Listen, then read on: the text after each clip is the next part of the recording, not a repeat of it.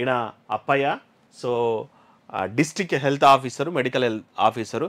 So ఆయన గూడాలులో ఉండేటువంటి agency ప్రాంతాల్లో ఉండేటువంటి వాళ్ళకు కూడా వైద్యం చేసేందుకైతే ఆయన ముందుకు వస్తున్నాడంట. ఆయన స్వయాన గిరిజనుడు. వర్షాకాలంలో వైద్య సేవలు అందక గిరిజనులు పడే కష్టాలు, గాలిలో దీపాలారిపోయే వాళ్ళ ప్రాణాలు ఆయనకు గుండెకోతే మిగిల్చేవి. ఆ పరిస్థితిలో మార్పు తేవాలనే లక్ష్యంతో కష్టపడి చదివి వైద్యుడయ్యారు. జిల్లా వైద్యాధికారిగా పదోన్నతి పొందారు. అయినా తన మూలాలను మర్చిపోవడం లేదు. ఇప్పటికీ తానే స్వయంగా కిలోమీటర్ల కొద్దీ అడవుల్లో నడిచి వెళ్ళి గిరిజనులకు వైద్య సేవలు అందిస్తున్నారు. ఆయనే ములుగు జిల్లా వైద్యాధికారి డాక్టర్ అల్లెం అప్పయ్య.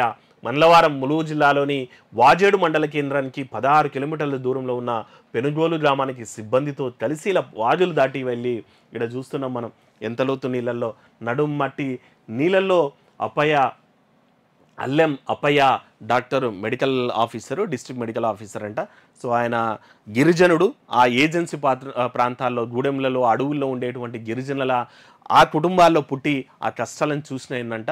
సో ఆ కష్టాలను ఎదురుడి ఈరోజు మెడికల్ ఆఫీసర్ అయ్యి ప్రమోషన్ తోటి డిస్ట్రిక్ట్ ఆఫీసర్ కూడా అయ్యి వాళ్ళు వర్షాకాలంలో పడేటువంటి ఇబ్బందులు ఆయన స్వయాన చూసిండు కాబట్టి ఏమంటారు స్వీయ అనుభవంతో ఈరోజు ఆయన ఈ టైంలో కూడా ఆ నీళ్ళల్లో అడవుల్లో పోంటి తిరుగుకుంటూ ఆ పల్లెల్లోకి వెళ్ళి వైద్యం చేస్తున్నారంట.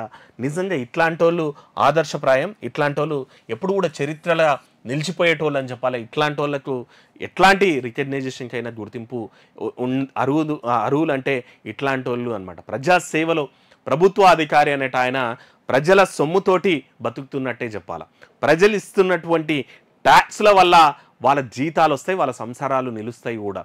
సో అట్లాంటి వాళ్ళు మరి ప్రజాసేవల్ని తరించాల్సినటువంటి పరిస్థితి ఉంటుంది. కానీ చాలామంది ఆఫీసర్లు మనం చూస్తున్నాం అన్ని డిపార్ట్మెంట్లు, ఆ డిపార్ట్మెంట్ ఈ డిపార్ట్మెంట్ అని కాదు. సో కానీ అన్ని డిపార్ట్మెంట్లలో ముఖ్యమైనటువంటివి అయితే విద్యా, వైద్యం. దీంట్లల్లో ఉన్న ఆఫీసర్లు అయినా సరే మానవతా దృక్పథంతో ఆలోచిస్తే ఈరోజు భవిష్యత్ అనేటువంటిది బంగారుమయమవుతుంది భారతానిది. కానీ అందరూ అల్లం అప్పాయిలానే ఆలోచించాల్సినటువంటి అవసరం అయితే ఉంటుంది. ఇట్లాంటి వాళ్ళు ఎప్పుడు కూడా వార్తకి అర్హులే.